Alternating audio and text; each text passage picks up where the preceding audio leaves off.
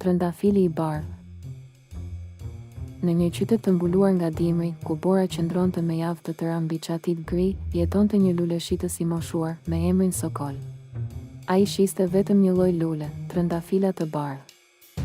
Kur e pyesnin pse nuk shiste lule me ngjyra të tjera, ai buzëqeshte dhe thoshte: sepse e bardha mban më shumë ndjenja se sa 1000 ngjyra bashkë. Një vajzë e re, Sara, e blinte çdo javë nga një trëndafil për t'ia çuar motrës së saj të sëmurë në spital. Një ditë, pa i thënë asgjë askujt, Sokoli futi një shënim të vogël brenda lules. Drita lind edhe në ditët më të zymta. Kur Sara e gjeti, nuk mundi të mbante lotët. Që nga ajo ditë, filloi të bisedonte më shpesh me motrën, t'i sillte muzikë, libra dhe shpresa.